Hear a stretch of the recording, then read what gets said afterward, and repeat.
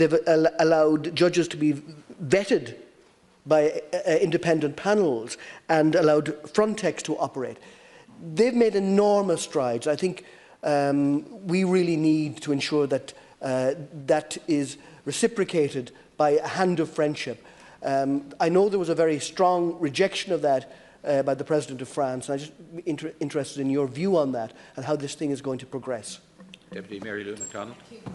Taoiseach, EU leaders have endorsed the UN 2030 Agenda for Sustainable Development. As you know, Goal 8 commits to promote sustained, inclusive and sustainable economic growth, full and productive employment and decent work for all. In addition to the economic uncertainties of Brexit, there are wider global challenges also at play, impacting on member state economies.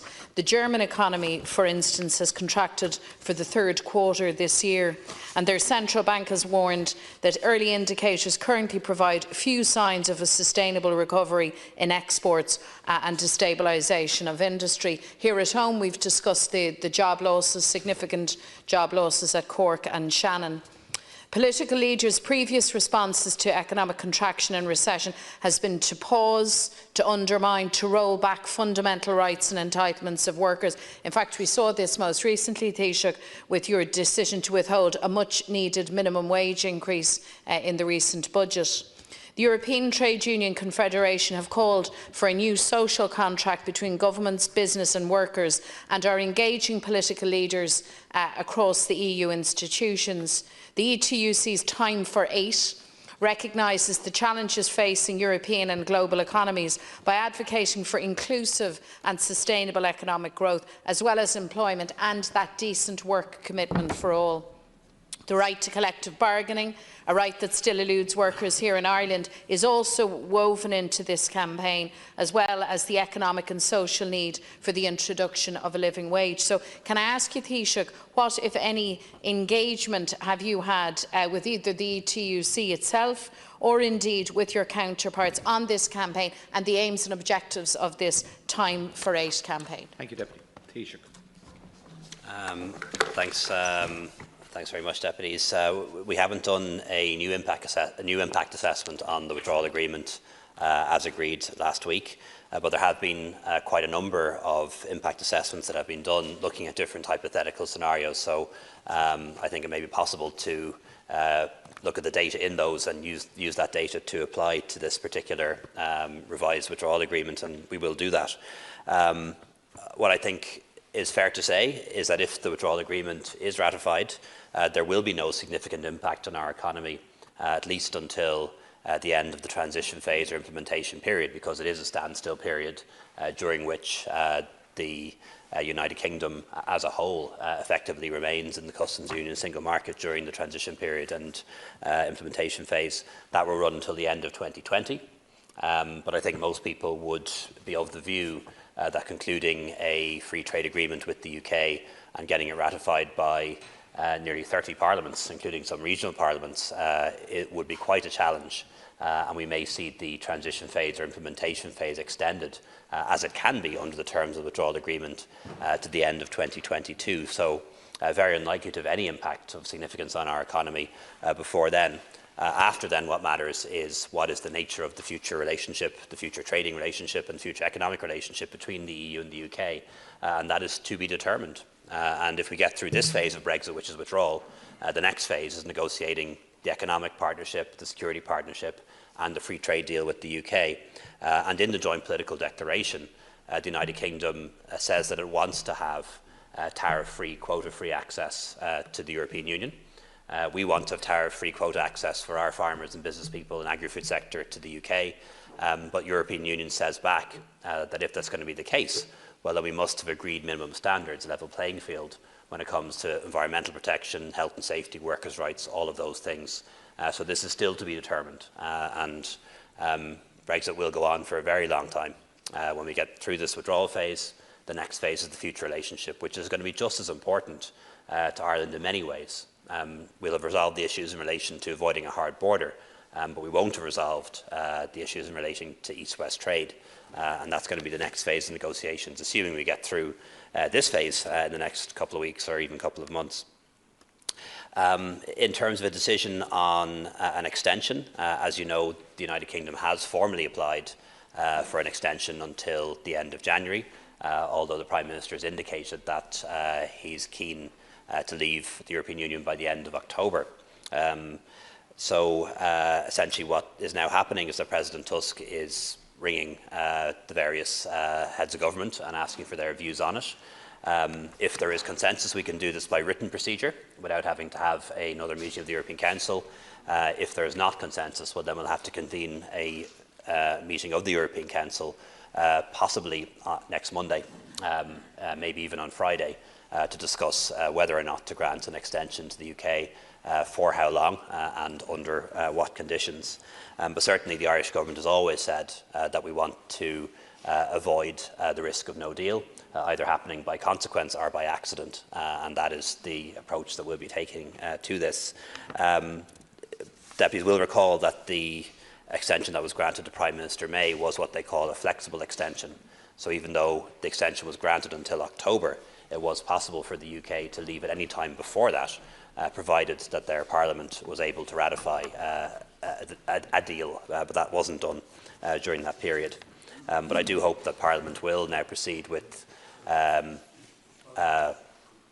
reasonable speed in concluding this withdrawal agreement. On the issue of enlargement, which Deputy Howland raised, we had a very long discussion at European Council over dinner on whether or not to open talks with Albania and Macedonia on them joining the European Union. Sadly, there wasn't consensus. We operate on consensus by this, and a few countries took the view that they didn't want or thought it was too soon to open talks with North Macedonia and Albania, and we agreed to revisit the issue before May of next year. From Ireland's point of view, I expressed our support for opening accession talks with both Albania and North Macedonia. I think both countries, as Deputy Howland said, have made a lot of progress in recent years, brought about some very significant reforms, and they were actually given a legitimate expectation that if they did certain things, that talks would begin. Particularly North Macedonia was given a legitimate expectation that if they changed their name and settled this dispute with Greece, that then talks would open. And while NATO has honoured that commitment, if you like, the European Union has not. And I think that's a shame, and I think it's a mistake. It potentially will cause reforms to slow down. It might cause young people who are very much in favour of joining the European Union in Albania and Macedonia to lose hope.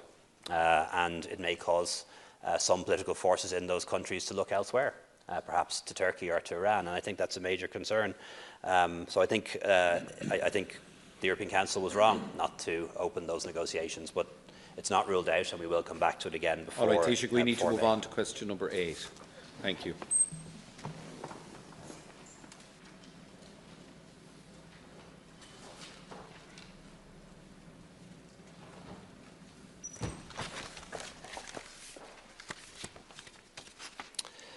I'll take questions 8 to 17 together.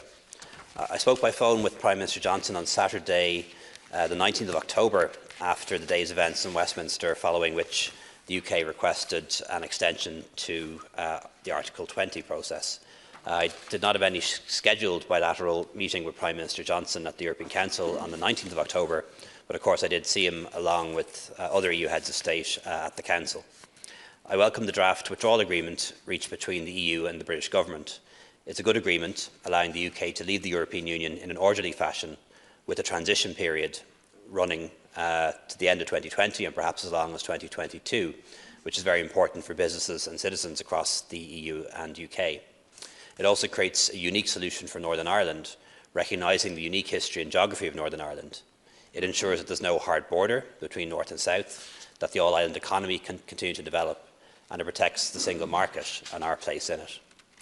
There will not be any further changes to the withdrawal agreement agreed between the EU and the UK last week, and on both sides we want to see the process move forward. While I'd consider the risk of a no-deal Brexit on the 31st of October to be relatively remote, we nonetheless have to continue to prepare for it. Before the Council meeting, I spoke by phone with Prime Minister Johnson the previous day, the 16th of October, when we discussed the position at the time. Previously, I met with Prime Minister Johnson in Cheshire on the 10th of October. We detailed and constructive discussions on the situation at that time, which concentrated on the challenges of customs and consent. We also discussed the potential to strengthen bilateral relations, including on Northern Ireland, and agreed to reflect further on our discussions and that officials will continue to engage intensively on them. Following our discussions, I consulted with the EU Task Force and the EU Brexit Secretary and met Michel Barnier the following morning. I'm pleased to say that on foot of those engagements, negotiations got underway between the UK and EU Task Force, led by Mr Barnier, which ultimately resulted in the agreement being reached by the EU 27 Member States on Thursday, the 17th of October. The number of questioners, I have to insist that members stick to the allocated time. Deputy Cleary. You concur and just acknowledge the huge work that went in on everyone's part, including your own, to get to that agreement. In the context of your most recent discussions with the Prime Minister, what was his assessment of the events yesterday? And where have you tabled conversations or had conversations around the institutions at Stormont and their relevance and their role in this new agreement?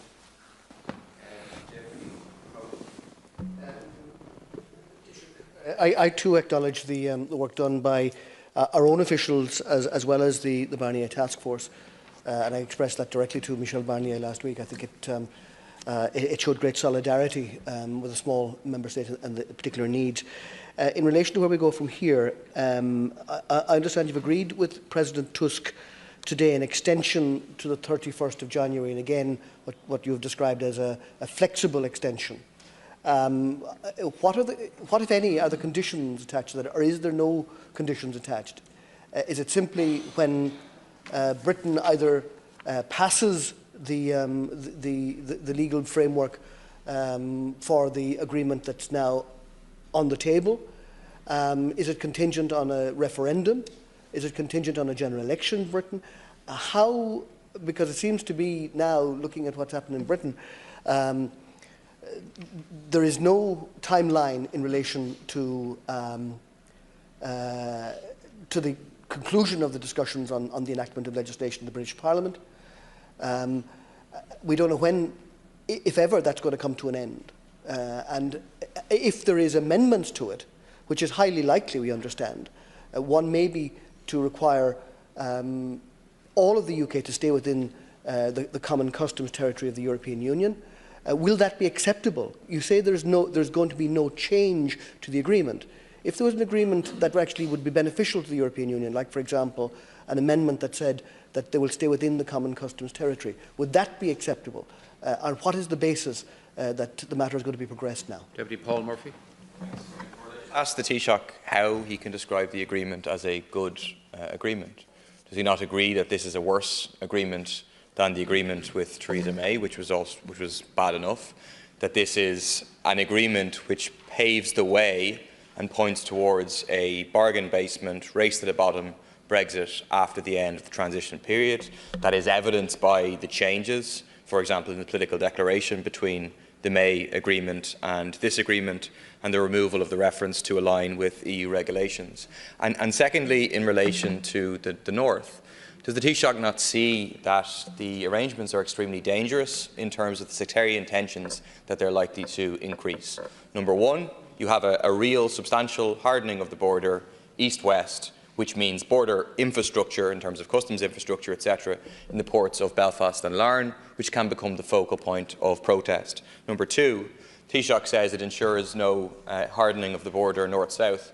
Well, that's not true. It ensures no hardening of the border north-south for a period of 4 years, after which you can have a vote at Stormont, and you can have a very hard border come very quickly between north and south. And three, and most importantly, I'd say, is that the mechanism of consent sets up a recurring time bomb of a sectarian conflict around this vote. Every 4 years or 8 years, depending on whether it's simple majority or it has the majority of both designated nationalists and unionists, you set up this vote. Does the Taoiseach not see how destabilising and increasing in tensions that process is? Thank you very much. Deputy Joan Burton.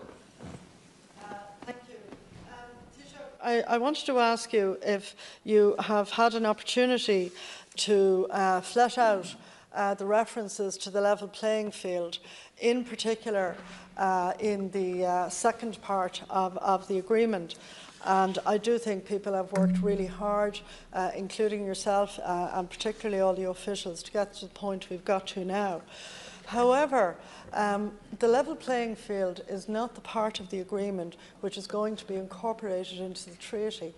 And as it includes areas like workers' rights and workers' wages, there is a real fear that in fact it will result in wage standards and living and employment standards in the UK being reduced to a bargain basement type of arrangement.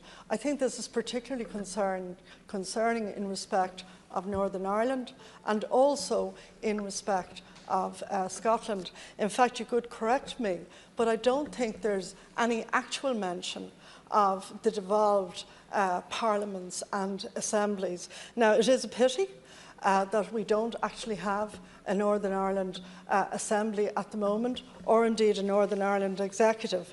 But have you, in your conversations with Mr Johnson, has there ever been any discussion of what happens in relation to the North, what happens to things like labour standards and environmental standards in the context of them remaining in the customs union, and what happens in terms particularly of countries like Scotland and Wales, which have a vast amount of trade with Ireland and which in certain respects, particularly relating to agriculture, have a lot of comparisons with Ireland. Deputy Mary Lou MacDonald.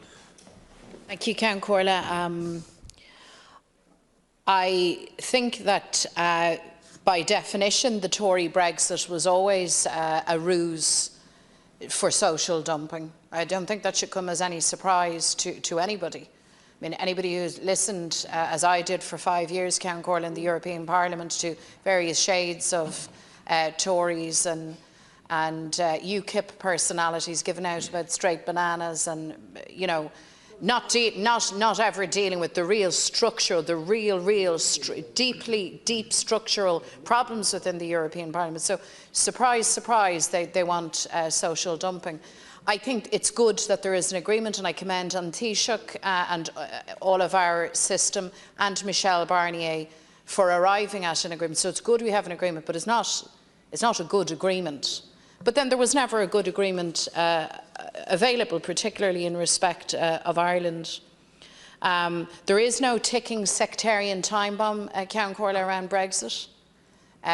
Opinion right across the north is very settled in business and agriculture and in quintessentially unionist pillars of northern society. And they want in to the European customs union, they want in respect of the single market, and nobody wanted a hardening of the border on the island. So all of that is good. I wouldn't have favoured the rolling consent mechanism myself, personally, but I think that needs to be de-dramatised away from the kind of language that Deputy Murphy has used. Can I also say this, that the major concern is that when we talk about consent, that we don't mix our metaphors or get confused. Brexit is not a devolved matter. There is no requirement for cross-community consent. The type of consent that is envisaged and that is needed is a simple majority. And I am very confident that that will be forthcoming now and in 4 years' time and up until the time, Count Corla, that Ireland is reunified. Thank you. Taoiseach. Thanks very much. Just in terms of speaking to Prime Minister Johnson, he was very pleased that he got the second stage of the withdrawal agreement bill through the House of Commons last night by a very clear majority, over 30 votes.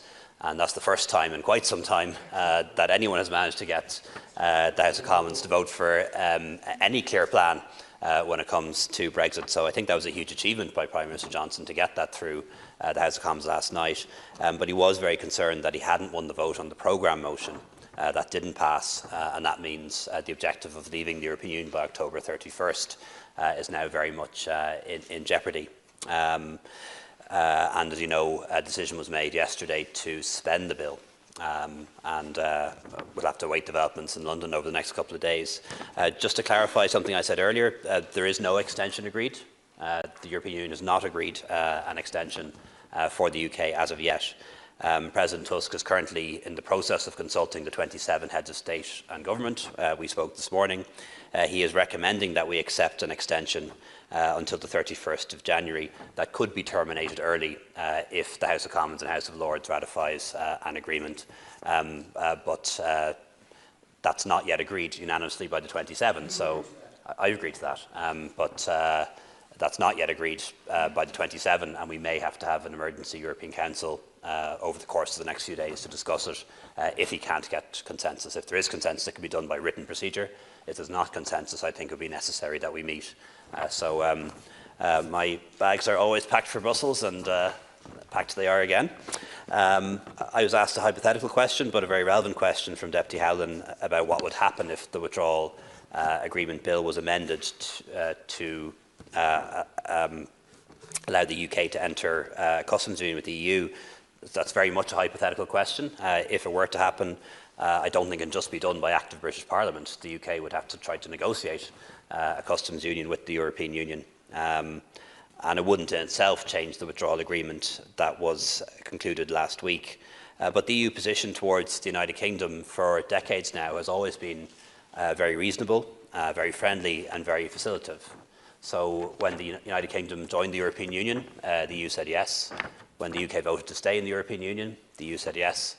When the UK decided they wanted to opt out of the social chapter, the European Union said yes. When they decided they didn't want to be part of the single currency, the European Union said yes. When they said they didn't want to be part of Schengen, we said yes. When they said that they didn't want to be part of some elements of the fourth pillar, we said yes. And when they said we wanted to leave, we said we're really sorry, but yes. So the entire history, despite what may come across in the British press sometimes, the entire history of the relationship between the European Union and the UK has been the European Union saying yes.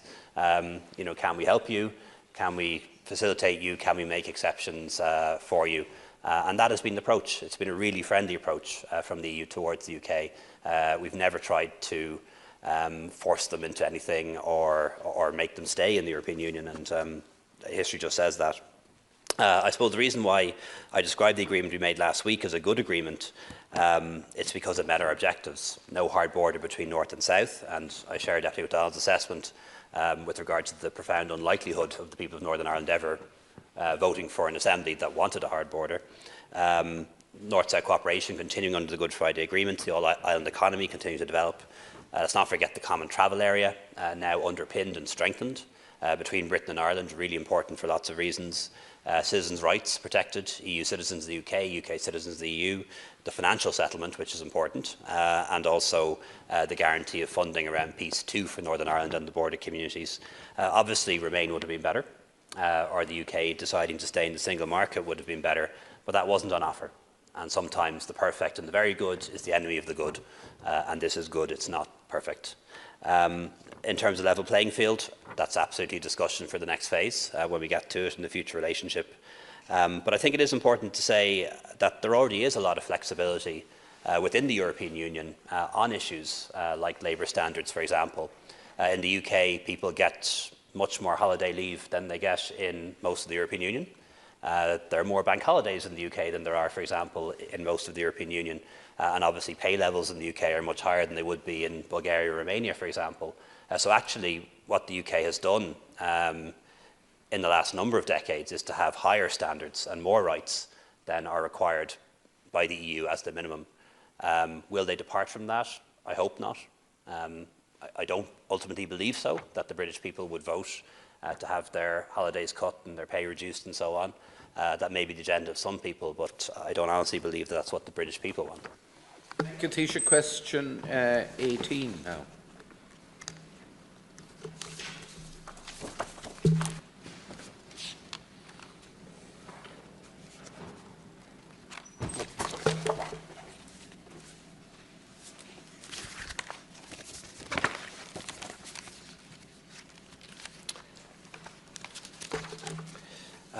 Can I propose to take questions 18 to 32 together? I attended the European Council in Brussels on Thursday the 17th of October and Friday the 18th of October. On Thursday, agreement was reached between the unions and the UK negotiators on the terms of the proposed revised withdrawal agreement. The European Council, when it met, heard from Prime Minister Johnson, and it considered the proposed agreement in a meeting in Article 50 format, that is, as 27 member states.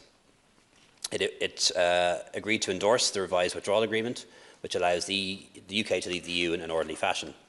The Council also approved the political declaration setting out the framework for a future relationship between the European Union and the United Kingdom. The withdrawal agreement fulfils the government's negotiating objectives, and I hope it will be approved by the UK Parliament and also the European Parliament, allowing it to enter into force. We had a substantial exchange on enlargement in which we considered opening accession negotiations with both North Macedonia and Albania. Many leaders acknowledged the significant steps both countries have taken. However, there wasn't unanimity on the matter, so we agreed to consider it again in advance of the EU Western Balkans Summit in Zagreb in May. We discussed the multi-financial framework, the Union's budget for the period 2021 to 2028. Following presentations by the Finnish presidency on its consultations with Member States, we exchanged views on some of the main challenges for the EU budget. I stressed the government's view that we needed to maintain funding for long-standing and well-functioning programmes like CAP, but also Horizon 2020, Interreg and Erasmus+, and I expressed my support for continuing structural funds and cohesion. We agreed that the Presidency should produce a negotiating box with figures before our meeting in December. We also held a discussion with the incoming Commission President, Ursula von der Leyen, who set out her priorities for the next 5 years, and we formally appointed Christine Lagarde as the Governor of the European Central Bank. On climate change, we welcomed the outcome of the UN Climate Action Summit. We also recalled that we will finalise guidance on our long-term strategy on climate change at our meeting in December. It was agreed that at this meeting, we set out a long-term European plan to achieve 2030 targets and also meet our 2050 carbon neutral target. We discussed the situation in Syria and adopted conclusions condemning the actions of Turkey and noting that Member States have decided to halt arms export licensing to Turkey. We expressed our full solidarity with Cyprus in relation to illegal Turkish drilling, or illegal drilling by Turkey in Cypriot waters. We stated our full support for all efforts to establish truth, justice and accountability for the victims of the downing of MH17 and their next of kin. This was the final scheduled European Council for President of the European Council Donald Tusk and Commission Vice President Jean-Claude Juncker and the High Representative for Foreign Affairs Federica Mogherini, and it was an opportunity to thank them for their outstanding work over the past 5 years. Before the first working session on Thursday, I attended a meeting of the Nordic-Baltic Group where I updated my colleagues on Brexit, and earlier in the day I had a bilateral meeting with the newly elected Greek Prime Minister Kyriakos Mitsotakis. In addition to participating in the formal discussions over the course of 2 days, I engaged informally with many of my EU counterparts and with President Tusk and President Juncker in the margins of the meeting, using the opportunity, as I always do, to promote Irish interests. Thank you, Taoiseach. Deputy Calleary. Just to reiterate, Taoiseach, your remarks about Presidents Tusk, Juncker and High Commissioner Mogherini, just thank them for their work. In relation to the budget discussions, just a couple of things. Ireland was reported as being blocking the development of a fund, kind of an EU rainy day fund, I suppose, for countries in a crisis. Can you just confirm, were there any discussions about that fund? What is the Irish position on it? And do you not think that it's a fund that should be made available? Secondly, as we prepare for the budget, I think everybody supports your objectives around maintaining CAP and Horizon cohesion. But will they be dependent on the shape of those new programmes? Will they be linked into the December meeting in relation to the climate change priorities of the Union? And should the priorities that are decided in the 2030 strategy feed into the shape of those programmes as we move forward, with the mind of reaching those targets in a meaningful way, but also bringing communities with us and ensuring that communities are funded towards a just transition under these programmes? Howland. I agree with the Taoiseach when he says that the agreement that was reached last week, that the best is often the enemy of the good, but I think it would be acknowledged by most of us that the deal that was agreed is actually a poorer deal than what was offered in the May deal, particularly, as others have pointed out, the clear signal from Boris Johnson, and you might not have picked this up, but it is self-evident that he wants to move Britain into a competitive space where the depression of environmental standards and work standards are part of his strategy. That's why it's not in the binding treaty element of it. And that's why the General Secretary of the TUC in Britain, all trade unions in Britain have voiced real concerns about that.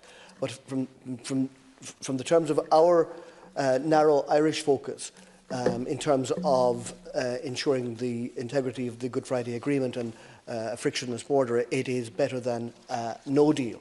I think that's the best that can be said in relation to that. Can I ask, just, have you had any contact with the DUP since last week? Because I think the Taoiseach acknowledged that relationships have worsened, and I think that's an important relationship to maintain. And I think it would be an interesting thing if you have reached out. And in the context, finally, of the multi-annual financial framework, I remember the last time it was negotiated, Ireland had to be the advocates for a new peace. That was Peace 4 at the time. Britain was not going to advocate for it. In the withdrawal of Britain now from the European Union, will there be a new Peace 5? Has that already been discussed and agreed? Peace, whatever it's going to be called, but a new funded peace arrangement that will fund activities on both sides of the Irish border.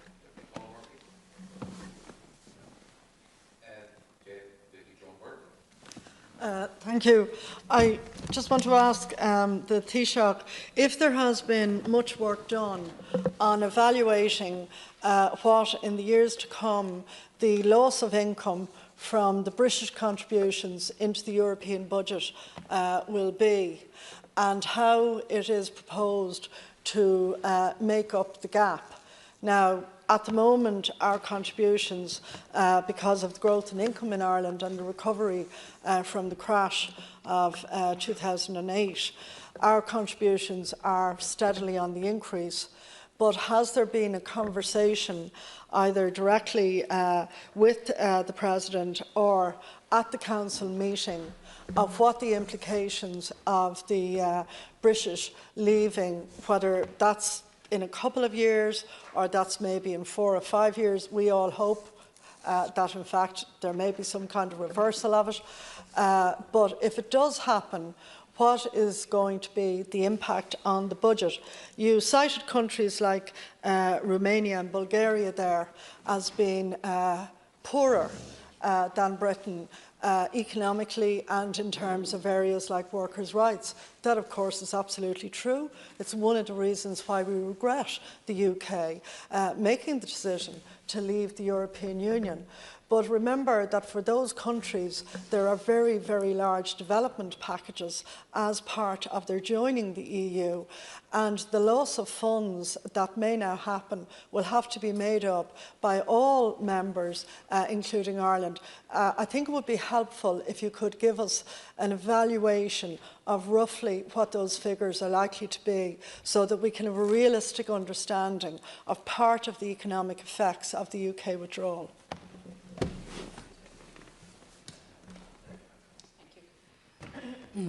Taoiseach, last week, when I raised with you the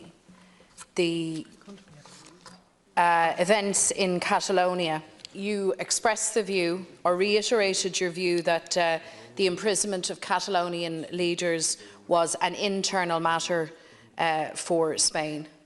You went on to say that your government respects the constitutional integrity of Spain. But you then went on to say that you firmly believe that these matters should be dealt with through dialogue. You told me at the time that you had spoken previously to Spanish Prime Minister Pedro Sánchez about these matters and that you intended to do so again. Now, let me restate my position.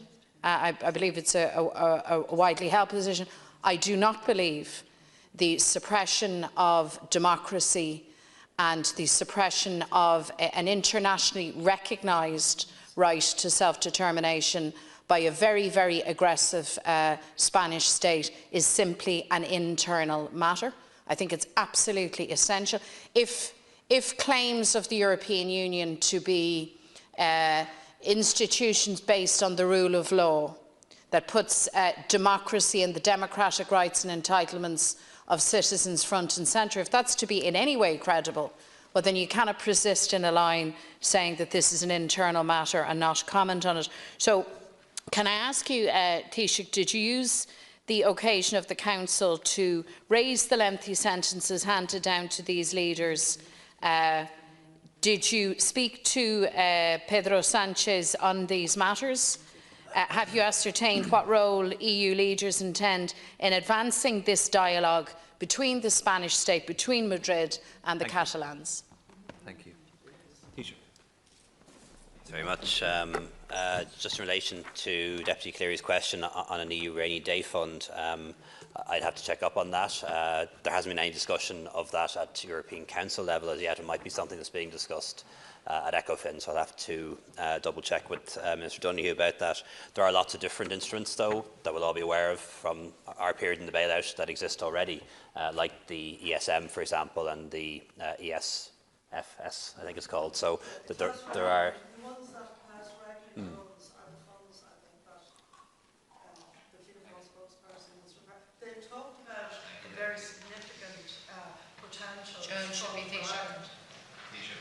Sorry, I was at a conference where he spoke about it very recently.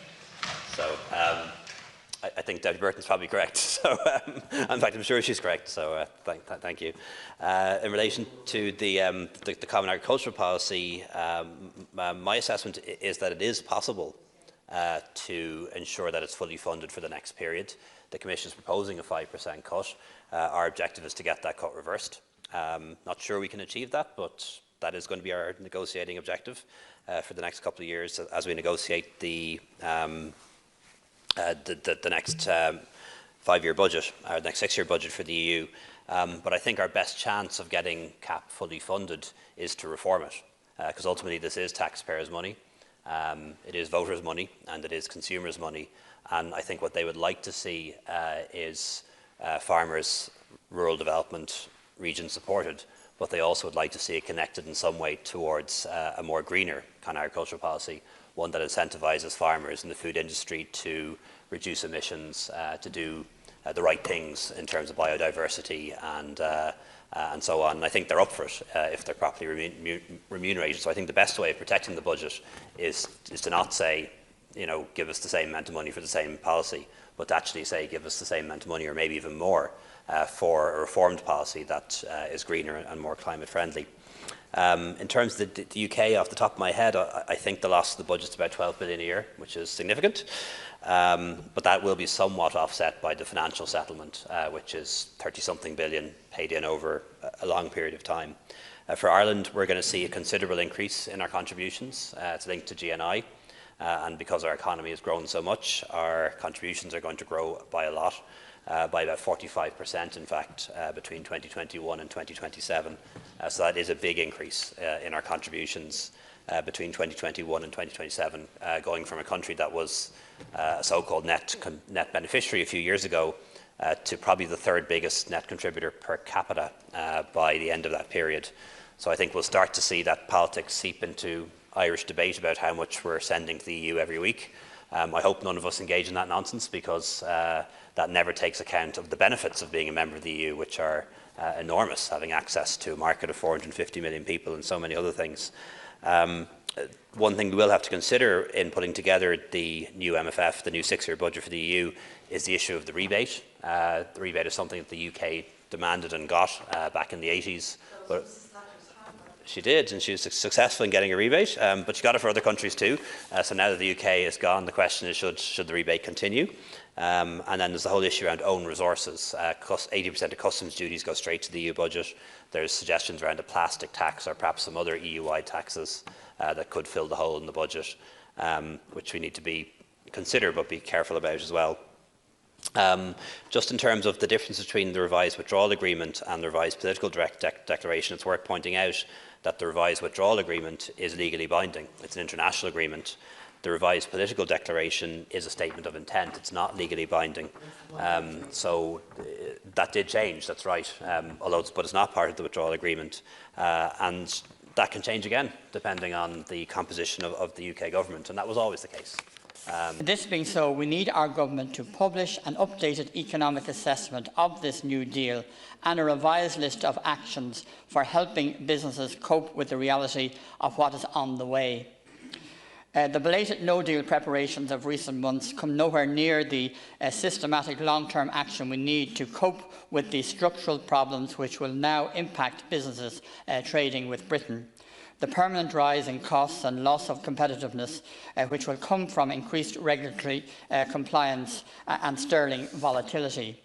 The situation is more serious again in the services sector, where existing WTO rules and established models of free trade deals offer little or no comfort for many Irish businesses in terms of market access and charges. We know now that the British government does not seek the deep relationship with the EU, which can only come from agreeing common rules and external trade policies. We need to move beyond the short term and address the scale of the challenge, which is now evident. In relation to Northern Ireland, the Taoiseach said last week that the deal replaces the ironclad, all-weather, bulletproof nature of the previous text with something which includes more risks.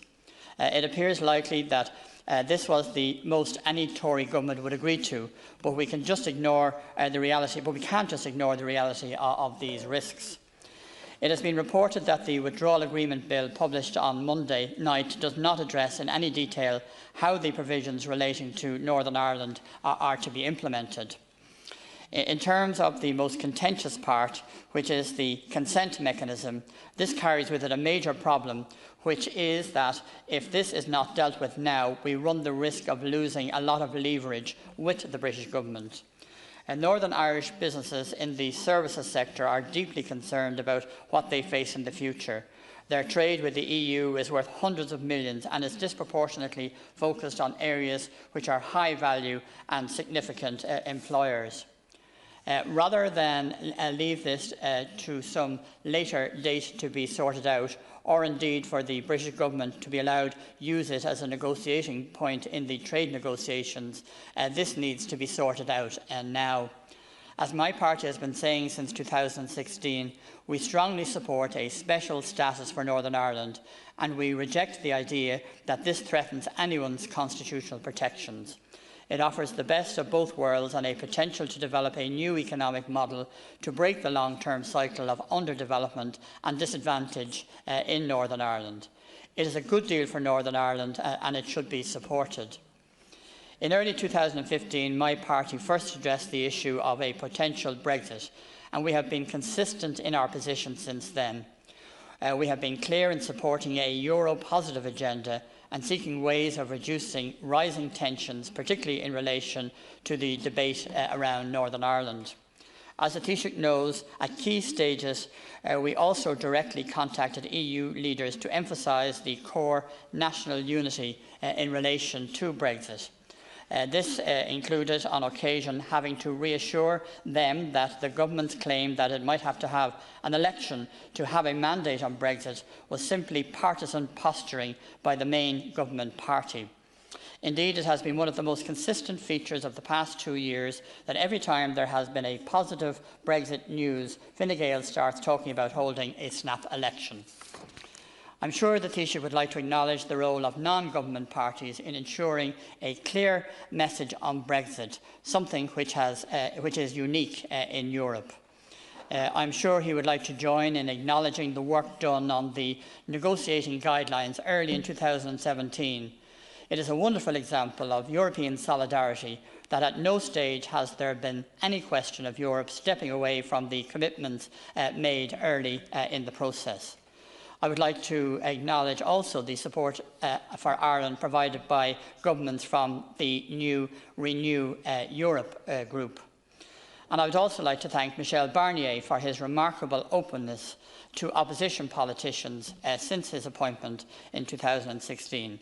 Indeed, the Joint Oireachtas Committee on European Affairs made a visit to Brussels early in the process and had a very constructive meeting with Michel Barnier, whereby the Parliament set out the aims and objectives that we were pursuing in tandem with the government. At different times, it was striking how we were easily able to get information in Brussels, which our own government did not make available to us. Brexit is nowhere near over. Even if some way of ratifying the deal is manufactured in the next few weeks, the withdrawal agreement just opens up a new phase of Brexit. Years more negotiations will follow. In terms of Northern Ireland, we need to find a way of stabilising a situation where politics is failing and we face into a series of votes which could mean that Brexit never leaves the agenda. We must also stop being one of the countries which resist key reforms of the European Union, especially in the realm of fiscal policy. We need to reverse the policy evident in recent weeks of actually being one of the leaders in opposing critical new funding to stabilise the Eurozone and help countries when they face the most pressure. I welcome the fact that leaders expressed their opposition to the actions of Turkey in Syria and in particular the mass displacement and attacks which is ongoing in the Kurdish areas, and the Taoiseach dealt with that in his contribution here this afternoon. It is a genuinely shameful situation where a minority is now squeezed between Turkey, Syria and Russia. The Kurds are amongst the biggest victims of the dissolution of empires in the 20th century. Denied basic cultural and human rights in the 4 new countries they are now spread across, they have developed a basic approach which is inherently more moderate and respectful of rights than any other group in the region. I don't realistically see what we can do for them which will make a major difference at this point, but at the very least we must stand with those who speak out against the repression to which they are being subject and to show the countries involved that consequences will flow from their actions. I look forward to addressing a few more questions to the Minister of State at the conclusion of this debate. Thank you, Deputy Haughey. I now call on Deputy Mayor Lou MacDonald. And I'm sharing time with Deputy Crowe. Taoiseach, I welcome the fact that agreement has been reached between the European institutions and Britain. I will reserve the well-deserved effusive praise for Michel Barnier and others until the agreement is actually over the line completely and we have some certainty. But I do want to commend people for their efforts, yourself and Minister McEntee and Antónis and others, for a very exhausting and long journey.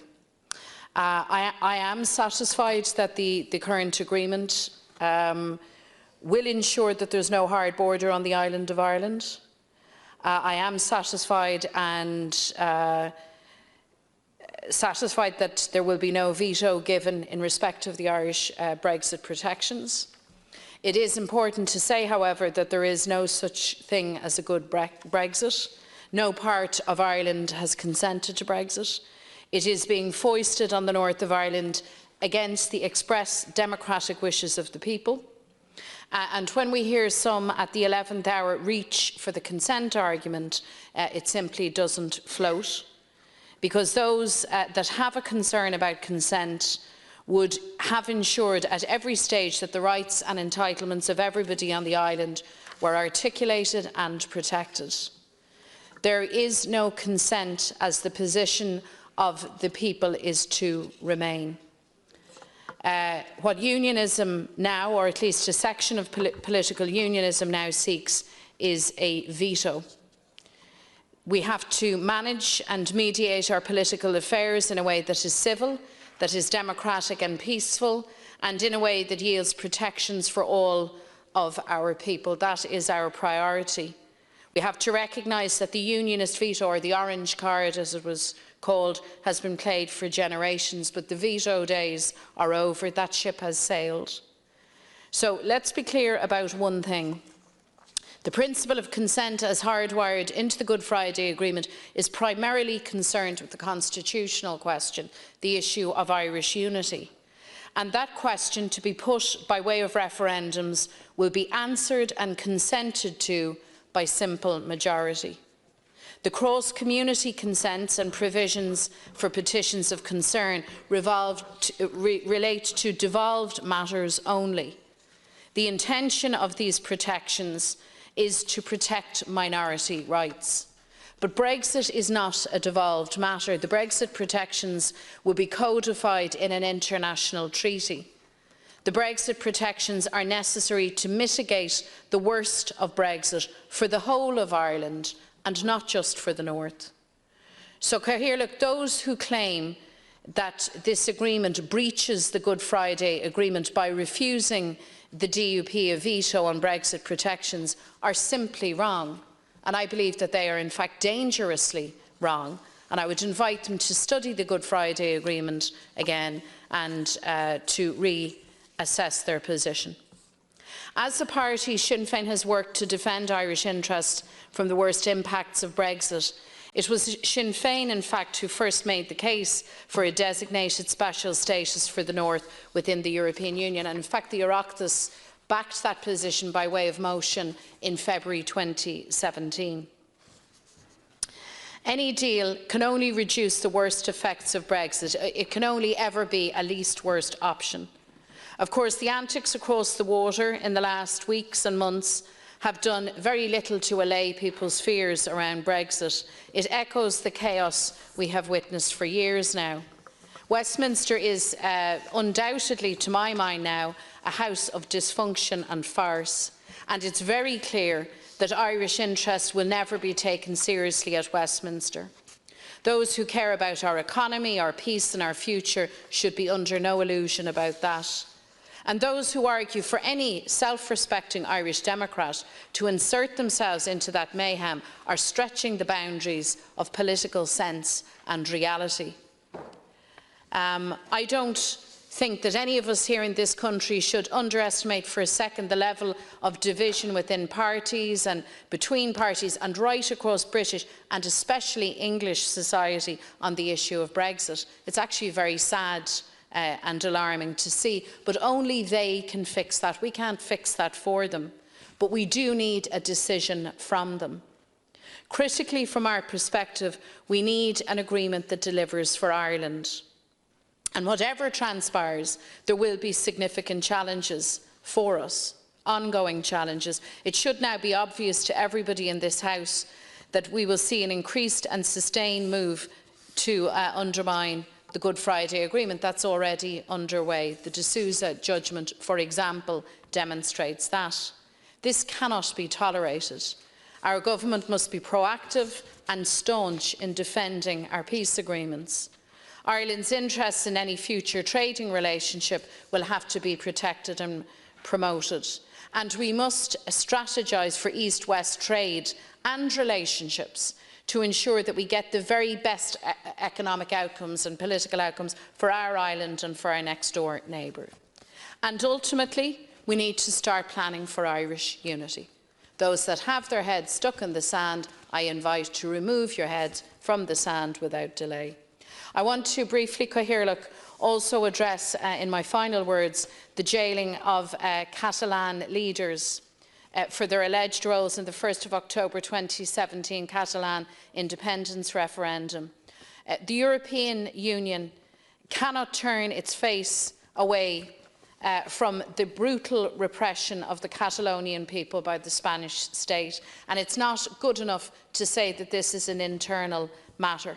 It's far from it. This actually is a matter that tests the democratic bona fides of the European Union in the most profound and important ways.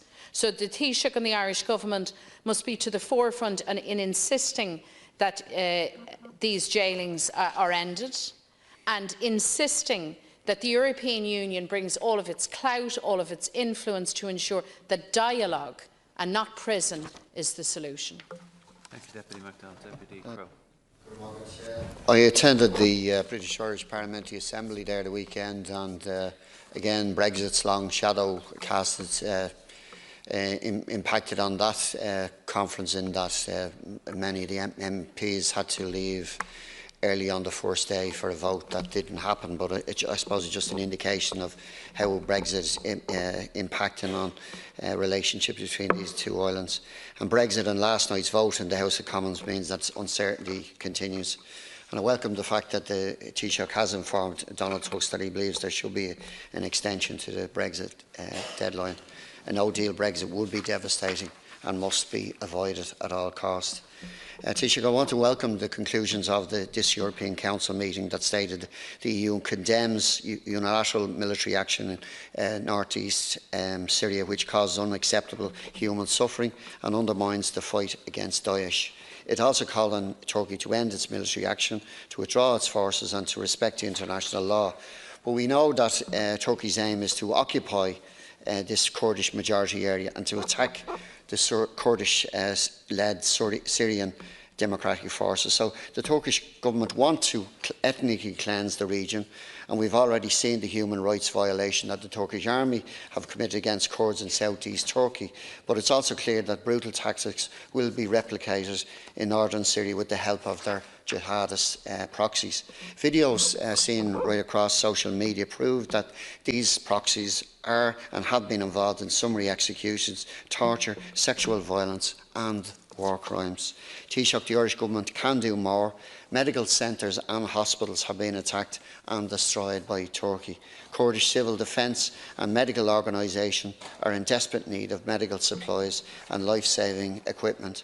So, Taoiseach, you should ensure that Ireland urgently responds in a positive way to this plea for assistance and other efforts to tackle the humanitarian crisis caused by Turkish intervention in Syria.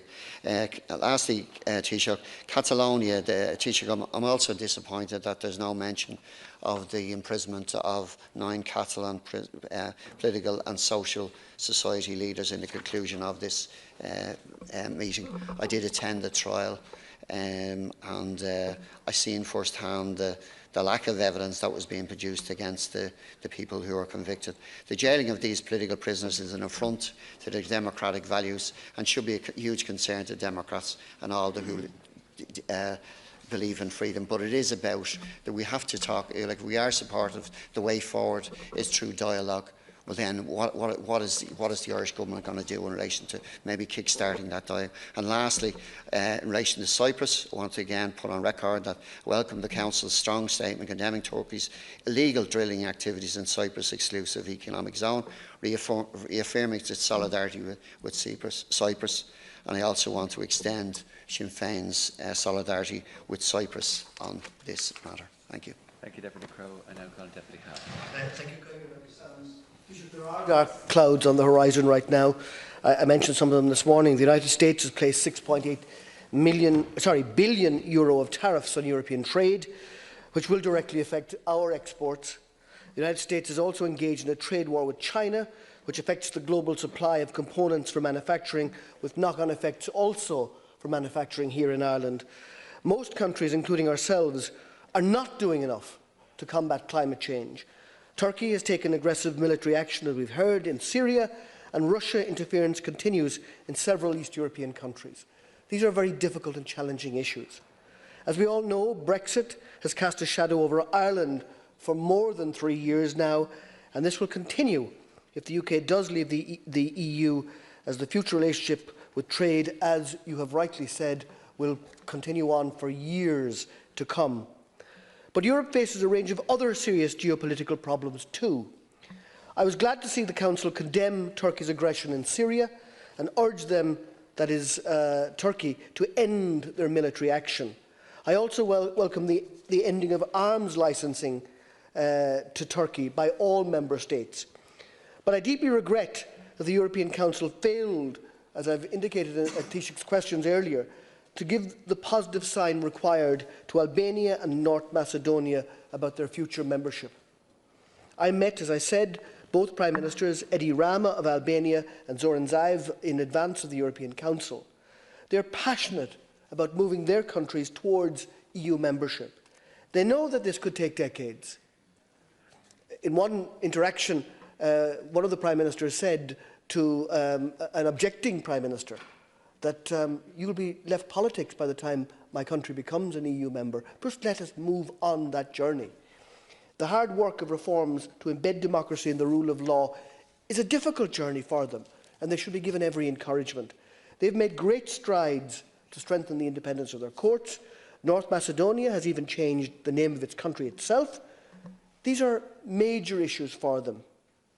I very much regret the stance taken by France in particular, but also the Netherlands and Denmark to block their hopes of beginning the journey towards European Union membership. It would have been a sign of strength and confidence to begin this process. Instead, countries in the Balkans are now turning to Russia and China for assistance, which creates long-term weaknesses for the European Union. We shouldn't miss these opportunities.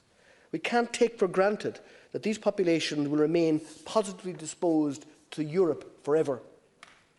After decades of delay for Turkey, we've seen how politics moves there towards a much more hostile nationalism, which is manifested recently in the unilateral military action against Europe's allies in the Syrian conflict. The European Council also discussed the multi-annual financial framework. There's very little detail in the published conclusions at the meetings, and I know we're at an early stage, but I understand the figures will be discussed at the December Council.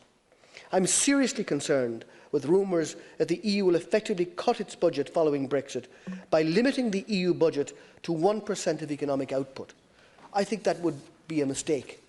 Europe has serious problems of low growth in economic output and low growth in jobs in many European countries as a result. What Europe needs above anything else is stimulus. There's a limit to how long savers can cope with very low or even negative interest rates.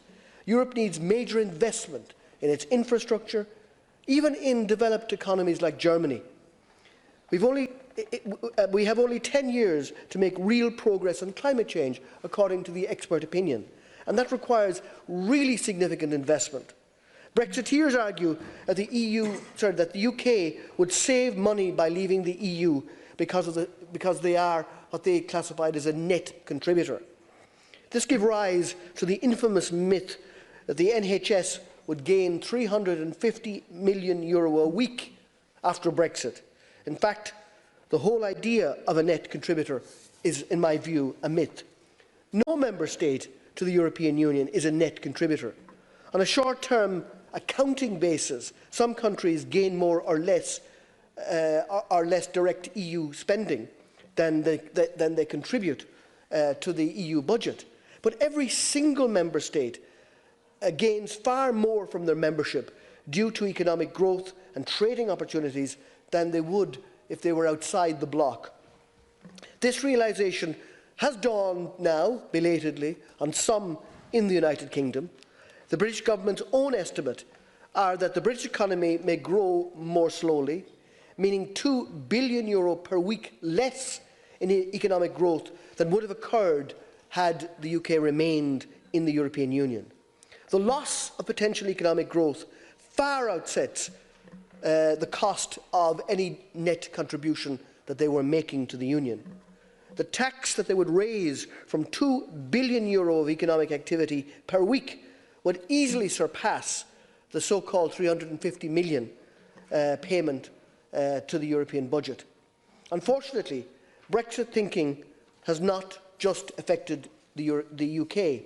Some other European Union member states are also complaining that they too are net contributors to the budget in the same spurious bookkeeping analysis. I'm glad that Taoiseach this morning has confirmed that our government is not one of those arguing for a smaller EU budget into the future.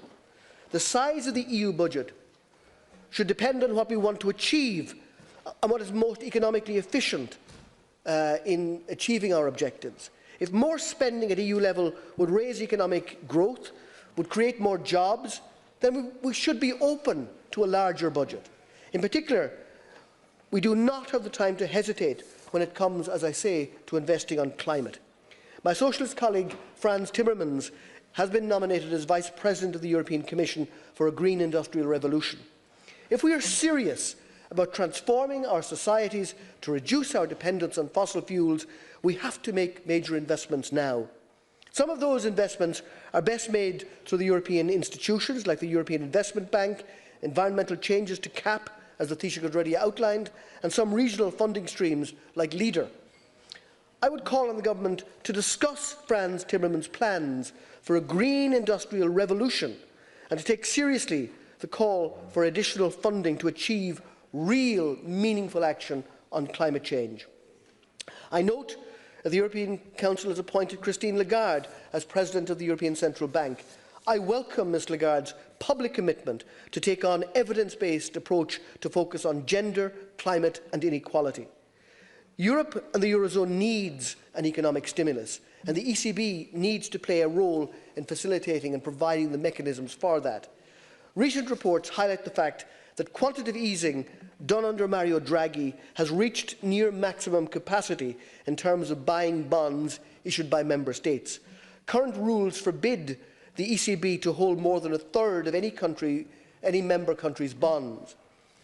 Ms Lagarde has made a useful suggestion for EU governments to cooperate in a stimulus programme by creating an EU-wide market for investment in climate technology.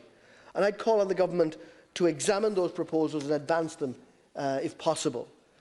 The Council also discussed the draft strategic agenda of President-elect van der Leyen. I want to make it clear that Labour does not support the proposal in the Commission's, in the President-elect's programme based on what was called a European way of life. When I met with Prime Ministers and party leaders from the European Socialist parties, they made it clear that Socialist members of the Council and of the European Parliament will not vote in favour unless that position and that terminology changes. I purposefully, Cathaoirleach, made very little comment about Brexit in this contribution. God knows we've made very long contributions on Brexit and other opportunities. But I want to stress the point made that this was obviously a critical Council meeting for the Brexit discussions. When I met with Michel Barnier last Tuesday, I did thank him personally for the solidarity his team and the European Union 27 have given Ireland. And when I met with the European Socialist leaders, I also expressed my thanks for that solidarity. From the point of view of Brexit, the solidarity of the European Union has been critically important. But how we go forward is not yet clear. Contrary to spin from the Conservative Party, the British Parliament has not really approved the deal. They've simply allowed legislation to be debated. It just got past the first hurdle. On the basis of saying that they passed the deal, well, this Parliament has passed 200 bills that are now in limbo. It's a different issue. They've allowed the legislation to be debated, and it's quite clear that some of those did so with the intention of making fundamental amendments to the agreement. If the Brexit law becomes seriously challenged, what will happen then? My final comment is simply this. We should be urging the European Union to continue to avoid a hard Brexit by giving sufficient time, whatever time the United Kingdom requires, to come to a conclusion that we can all agree upon. Thank you, Deputy Howland. On behalf of Solidarity People Before Profit, Deputy Murphy. Deputy Barrett and possibly someone else. Agreed. Thanks. Yeah, I want to talk about the Brexit deal. I think the government and other parties in this House are guilty of prettifying the deal, presenting it as some sort of good deal. I think a good agreement was the words of the Taoiseach earlier, and that's not the truth. And they're doing so to facilitate Boris Johnson pass what is a bad, neoliberal, race to the bottom Brexit deal. Taoiseach even went somewhat along the way of helping him to present it as a choice between no deal and this deal by suggesting that it might be difficult to have an extension of the process, which now seems to be coming. I mean, the deal has a neoliberal content. It has an even more neoliberal content than the deal negotiated by Theresa May. So it contains the same sort of provisions as the May deal in terms of a robust and comprehensive framework for competition and state aid control that prevents undue distortion of trade and competition, effectively seeking to ban left-wing policies such as public investment and nationalisation. But then it goes a step further and worse than the May deal in the direction that it points of what follows a transition period. It's true that what follows is not inevitable, and it's true that that's open for political debate, and a future government, hopefully a Labour Corbyn-led government, could point in a different direction. But the direction that this deal points is very clear. It points towards a clear race to the bottom free trade agreement to be negotiated after the transition, or for the end of the transition period. As Corbyn said, that the deal fails to enshrine the principle that we keep pace with the EU on environmental standards and protections, putting at risk our current rules, from air pollution standards to chemical safety, all at a time when we face a climate emergency. And I've heard people speak in this chamber about, well, from the point of view of the narrow interest of Ireland, it's a good deal. I mean, I'll get on and deal with the North in a minute. But even from the point of view of economics, is accepting this logic of a race to the bottom. That race to the bottom will not stop at the shores of Britain. It will expand across the European Union. It will have a downward pressure in terms of consumer rights, labour rights, environmental standards across the EU if they go in this direction. Take the example of a US-EU free trade agreement, which is obviously something Johnson is promoting. It's clear that a big ask of the US in such trade negotiations, just as it was with TTIP, will be a significant undermining and lowering of food standards. Access for chlorine-washed chicken, access for hormone-fed beef, access for ractopamine-fed pork. If Britain signs up to such an agreement and you have other declining standards of regulation, well then the refrain that will be heard in Ireland and across the EU will be we can't possibly compete with these low standards in Britain, and there will be a similar pressure downwards in terms of rights and regulations within Ireland and across the EU. But it's particularly in relation to the North that I think a much more serious look has to be taken at this deal, and why I think it is such a bad deal. So the argument of the government is that this avoids a hardening of the border north-south. It does that, it guarantees that temporarily, but that's all. But it does ensure a significant hardening of the border east-west that will not be some metaphysical border in the Irish Sea. It will be made up of real border infrastructure at ports in Belfast and Larne, infrastructure that can become the focal point of protest. It also contains the possibility of a hardening in a dramatic fashion of the border north-south in future, come a vote in Stormont in 4 years' time, or 4 years after that, or 4 years after that. And finally, in the very consent mechanism that it sets up this recurring sectarian time bomb, whereby this question will be deeply sectarianised. It will be posed in very bluntly sectarian terms by unionist parties and nationalist parties, saying, do you prefer to have your hard border on the island of Ireland, or do you prefer to have it in the Irish Sea? And it has the potential to be deeply destabilising and sectarianising in terms of politics in the North. It's for that reason that the only good deal that comes out of this is a deal that avoids any hardening of border and that doesn't set in train such a recurring and potentially sectarianised vote. Yeah.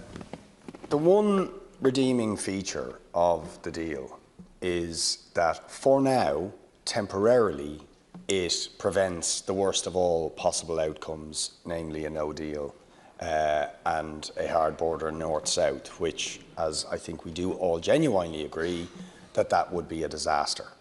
So that is a redeeming feature of the deal, but it is only a temporary guarantee of that because of the consent mechanism. As Deputy Murphy has rightly said, and something socialists have argued right since the inception of the Northern Agreement, is that it is an agreement very similar to the one in Lebanon that led to decades of sectarian conflict, is that it institutionalises sectarianism, so the consent mechanism is tied up with a form of institutionalised sectarianism, which means that sectarian poison continues to bubble, and every issue is seen through the prism of sectarianism. And that's a problem. And it does mean that the temporary guarantee that there won't be a border or a hardening of the border is only that, temporary. It also, I think, potentially is an absolute administrative and bureaucratic nightmare to administer this. And maybe on the day that, the tragic day that it's in it, it might be worth maybe shifting perspective to one of the other consequences of the sort of Brexit that it may facilitate from the point of view of Boris Johnson, but which to some extent is already being facilitated by the policies of the European Union. One of Johnson's major drives in his version of Brexit, of course, is a racist, xenophobic, anti-immigrant drive. to prevent the free movement of people and to effectively target and stigmatise immigrants and refugees. And we have seen today the absolutely horrific, obscene, human, tragic consequences of that, of Fortress Europe policies, and of the even worse and more racist and xenophobic policies of Boris Johnson that he hopes and believes this deal will facilitate.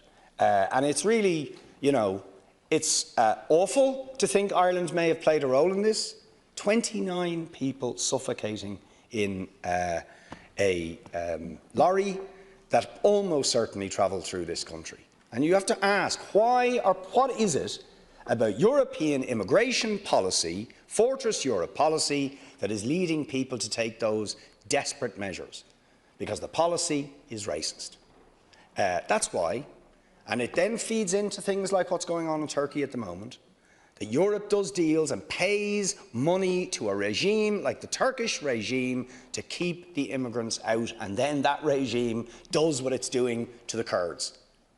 And then invading northern Syria in order to further drive back the Kurds. The very self-same Kurds who fought a heroic battle against ISIS in Kobani and other parts of that border area, sacrificed on the big chessboard of imperial intrigue and manipulation and real pragmatic politics, so-called.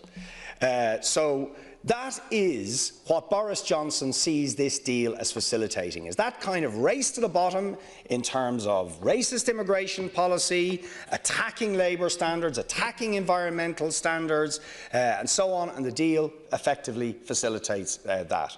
And, you know, it's not difficult for Europe to pose as a relatively progressive bulwark when the protagonist or the antagonist is Boris Johnson, who's obnoxious, right-wing, racist, playing to the absolute lowest common denominator.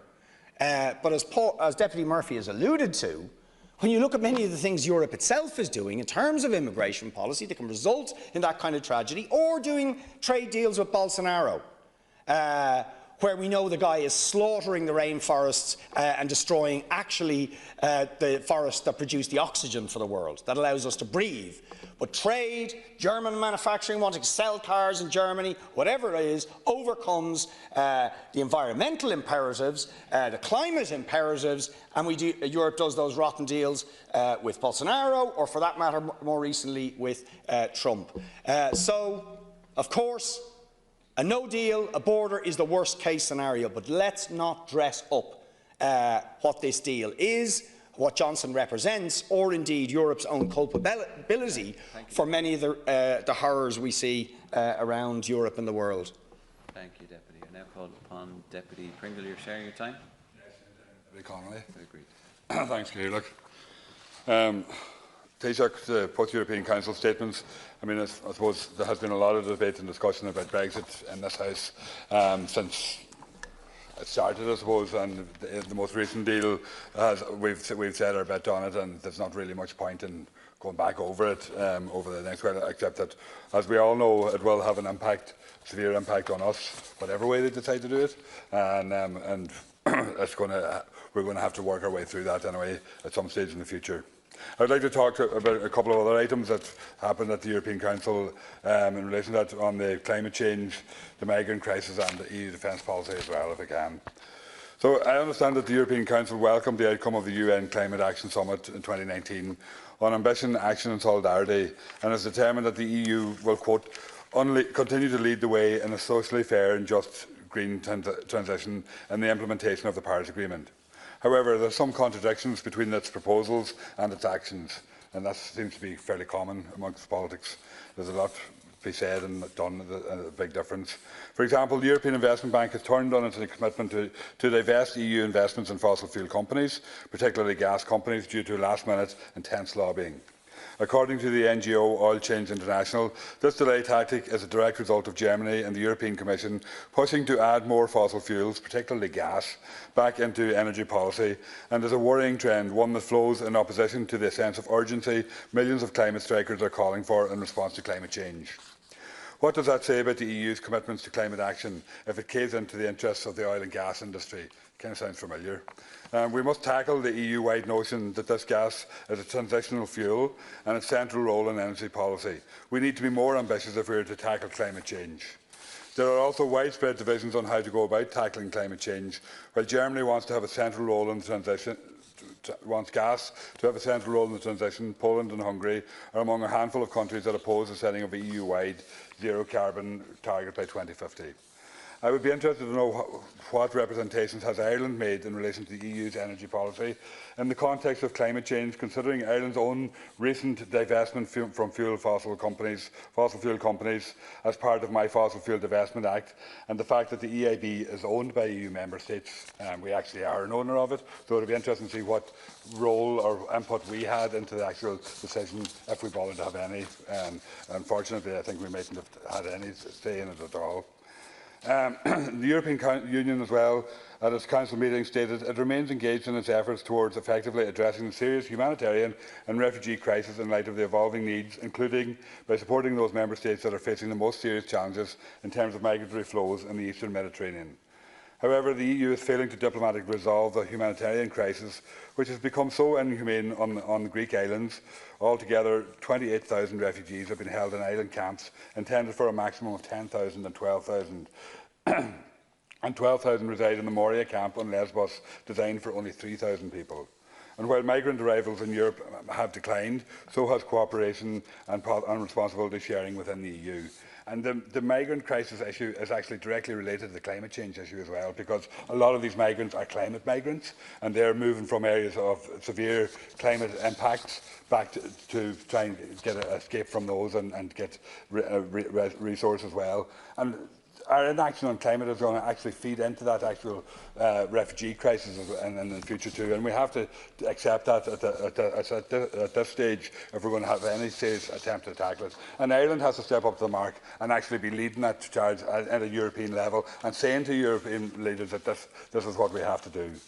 EU member states have drastically reduced their dedication to search and rescue operations and seem to take on informal ad hoc initiatives to deal with migration that have little transparency, as seen in the disembarkment arrangements and the Emergency Trust Fund for Africa, the sending back of migrants to North Africa, where many end up in camps, tortured or imprisoned.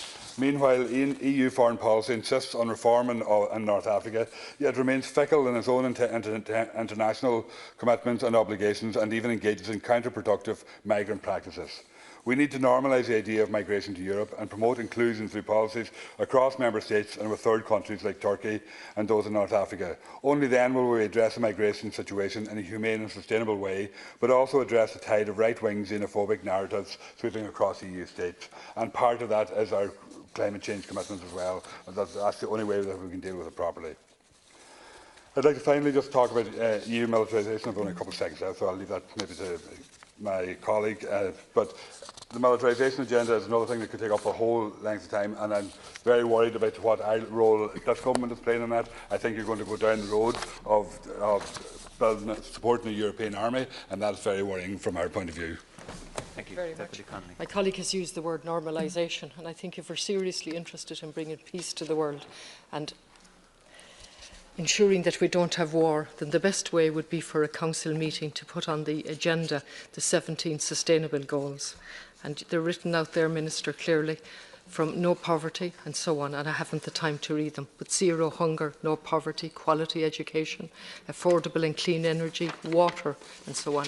So if that was the item on any council agenda, I would rejoice and say we're beginning to make progress and we're seriously interested in a Europe that's humane and not interested in building up its own borders, because what we're getting is fortress Europe.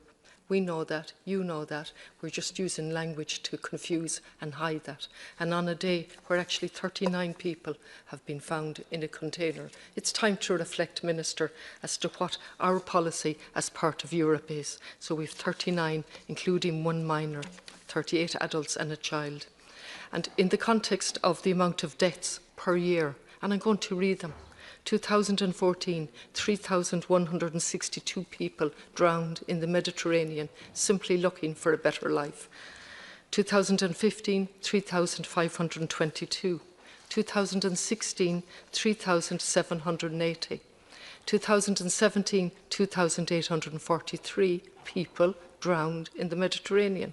Last year, 1,971, and this year alone, 1,078. The only positive thing there is the numbers have reduced. But remember, we're going over to the Mediterranean to take the sun in, while people are drowning in that supposedly blue sea.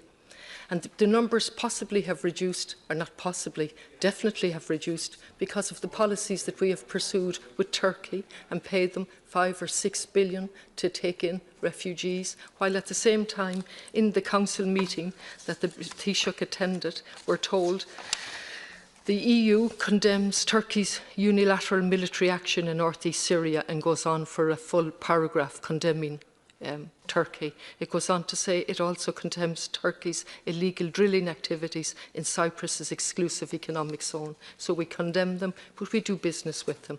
And we allow them a free hand with the Kurds, as my colleagues have said here. So what does language mean at the end of the day? And I think maybe as a female politician and a human being, I'd like to just focus on the people who are losing their lives directly related to the policies that are being carried out in our name. And my colleague here mentioned the militarisation. Without a doubt, the militarisation of Europe is going fully ahead in the guise of beautiful language, protecting our borders, protecting our way of life, as if our way of life was any way more important than the way of life of those people who have been driven from their homes by wars that we're complicit in, with our airport being used in those wars to condemn people to death or to leave their countries and to drown en route. They're the policies that are being pursued in our name. So when we come back, and when the Taoiseach comes back, and we have an opportunity here to look at this, we have a duty to stand up and say, please don't do this in our name. Please begin to look at exactly, Minister, what's happening. The EU has become a champion of the military-industrial complex. We are committed to increasing substantially our defence budgets. Can you imagine our neutral country with 5 million people approximately is going to increase our military and defence budget, and we have 10,500 people homeless and all of the other problems that we have all outlined here repeatedly. And then if we look at global military spending, 10%, just 10% of that amount would be enough to provide free and quality education as per the 4th Sustainable Development Goal. Eradicating poverty, the 2nd Sustainable Goal and the 3rd one, could be accomplished with just another 10% of the military budget. And all of the Sustainable Development Goals could be met with just less than half of the world's military budget. And does this neutral country look at those figures and say, let's look at this. Let's not let this happen in our name, not at all. We go across to a council meeting and we're happy with a page like this, which makes nonsense of the English language, which turns it on its head and makes us immune to the deaths in the Mediterranean. And as they go down, and thankfully they're going down, quite clearly they're going up in container cases or in Greece, or in the other places where we have camps and where we're paying 5 and 6 billion to other people to deal with the problems that our policies have created. Minister, you're not doing it in my name, and neither is the Taoiseach. Thank you. And now call on Dr. Hershey, please. Thank you very much. And Minister, thank you for taking this debate. Minister, what I can see in relation to Brexit is the United Kingdom has decided that its future lies in diverging from the EU, to strike a lone path and to leave a club, if you like, rather than trying to fix the difficulties they have from within. The question is how much of a divergence is the United Kingdom looking for, and how quickly do they want to introduce that divergence? Ireland, on the other part, has decided that its future lies in converging with the EU and becoming a more integral part of the EU. We all know that we have differences in relation to how EU laws are applied and interpreted, but we in Ireland have decided that our future is much more secure in converging with the EU and trying to sort those problems out internally. So the question is, what type of Brexit does the United Kingdom want? And they are now realising that it is very difficult to untangle from an agreement which they entered into 50 years ago. And unfortunately, the debate in relation to Brexit never addressed the core issues which are now the subject of debate. The debate in England in relation to Brexit was in very simplistic terms, but we now realise that there are very complex issues that need to be resolved. The second point I would like to make is in relation to the length of any extension that would be afforded to the United Kingdom by the EU. And I believe, having missed two deadlines already, March and in October coming, we should offer the United Kingdom a prolonged extension for at least 9 months. And that would allow them to sort out their domestic political issues. It would allow them to debate the withdrawal agreement in a reasonable manner and not have it rushed through. It would allow them to hold an election which looks like it is most likely going to be held within the next 3 months. And it would allow them to hold a referendum if necessary. So I think they should be given time and space, and not just a short extension. They should be given a long extension. And I would put it in terms that Brexit is a process. It's not an end in itself. If you were to put it in terms of the Grand National, which has 30 fences, I think we're at fence number 3. We haven't reached Beeches Brook for the first time yet. And we haven't even started to look at the future relationship that the United Kingdom will have with the EU. So it is a very long process, and I think we need to give the United Kingdom the opportunity to have time to do it properly. I think Brexit fatigue is setting in, and Brexit fatigue, I think, is leading to uncertainty. Uncertainty in relation to investment here in Ireland, in relation to economic activity, in relation to employment. And I think this fatigue is very dangerous. Also, I think the EU is now having difficulty progressing its own issues. It is being distracted substantially by Brexit. For instance, there is a US-EU trade war developing, and I think Brexit is distracting Europe from dealing with issues like that. Also, we have to examine how a common security policy is going to be developed if the United Kingdom should leave the EU. So I think fatigue is setting in, and when fatigue sets in, I think that logical argument becomes much more difficult to make. For instance, in County Clare at the moment, a factory, Molex, has announced up to 500 job losses over the next 16 months. And we've seen job losses in Novartis in Cork. And I don't believe that Brexit was responsible for those job losses, but I think Brexit is going to make it much more difficult to find solutions for those job losses and to find replacement industries. So that is really the uncertainty in relation to employment and to investment. Also, we have to consider the fragile peace that we have on this island. And of course, none of that was considered in relation to the Brexit debate, which was held during the referendum. And what has been attempted is to try and prevent a gradient across our border, a gradient in relation to trade, of course, but also a gradient in relation to tariffs, in relation to regulation, in relation to standards, and in relation to citizens' rights. Because if we have a gradient across our border in relation to those items, that is going to, I think, put a substantial pressure on the peace that we have, and it is a very substantial peace. So all these things feed in, and I think we're concentrating a lot on trade and tariffs, but there is a huge divergence developing in relation to standards and in relation to regulation, which will feed into recognition of qualifications and recognition of standards right across industry. So the other issue then is there is going to be increased political divergence, and the gradient across the political divide is going to increase depending on what type of Brexit we have.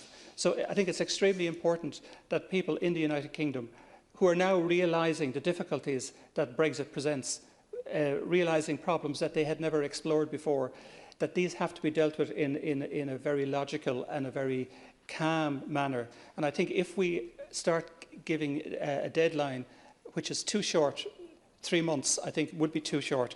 I think we need to give the United Kingdom a prolonged extension to allow them to work through the difficulties that they have. Thank you. Thank you very much, Deputy. And finally, Deputy Shortall. And thanks, Minister, for facilitating this session of statements.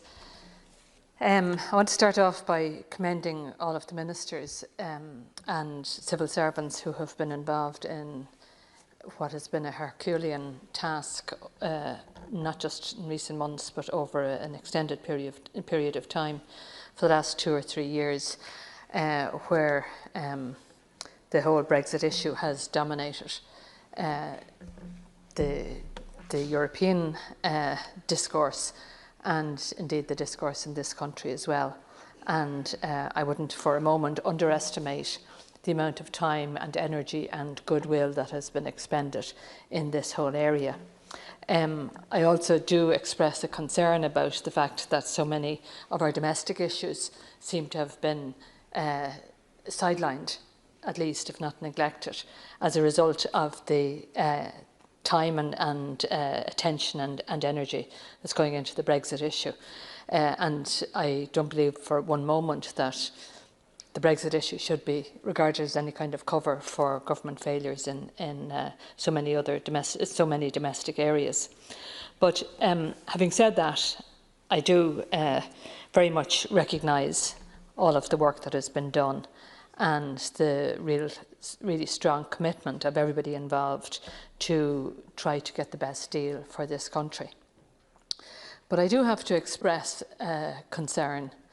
The Taoiseach has been very good at providing kind of regular briefings for opposition leaders or spokespersons over the past while. I thought it was unfortunate that last week, when news of the deal broke, that certainly I am sure other people in the same position got a brief phone call about it, but no briefing, and my assumption was that the following day there would be a substantial or substantive briefing on the issue, and unfortunately that wasn't available.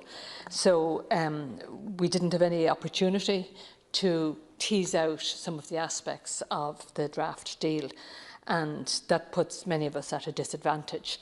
So I'm going to raise some of my concerns now today about this, because we have seen over the past number of weeks where the big questions being raised were, if there's a draft deal, will that get through the Commons? And what are the numbers like there? And massive concentration on that. Is this a deal that will get through, that will actually be carried and become law? And can that be done within a reasonable period of time? And the other big question that was raised was, obviously, what would the reaction of the DUP be? And these two questions have dominated everything. And the question that hasn't been asked in the past week, in my view, is this a good deal for Ireland? And, you know, there has been cross-party agreement on this, and we have all gone along, fully supported the government in their efforts in this regard. But it is not clear at this stage, given that there is a deal now on the table, whether or not this is actually in Ireland's interests. And to say that is not to, for a moment, underestimate the importance of reaching a deal and the importance of recognising what is the best possible deal that we can achieve. But having said that, you know, there are serious question marks around this deal that is before us now. Not least the fact that while everybody has been talking for the last 2 years about the importance of the backstop as an insurance policy to safeguard our country's interests, you know, that backstop was dropped last week. There's very little attention paid to that. And what is apparently replacing the backstop now is an arrangement that is very unusual, can be described as convoluted, and I haven't yet seen anybody from the government side or at EU level explaining how that convoluted arrangement is going to work. So we're told that now the North will continue in the customs union with the UK, so they will be part of the UK customs regime. We're also told that the North will be aligned with the single market. And those two things seem to be a contradiction in terms. And nobody has spelt out what does that actually mean. So these kind of words and descriptions are being trotted out without explaining how that will work. And I find it hard to understand how it will work. Maybe somebody else is able to explain how it will work. You do have other situations where, you know, there's a soft border between two authorities, and that can work reasonably well where there's an understanding between the two authorities. But what is being proposed here is a border in the Irish Sea between Great Britain and Northern Ireland, where the two authorities are both United Kingdom authority. So where are the checks and balances there? Who is going to oversee the operation of that border in the Irish Sea? I find that very hard to understand, and I'd ask the Minister to just explain that for us. Who will oversee what is being termed the alignment with the rules of the single market? So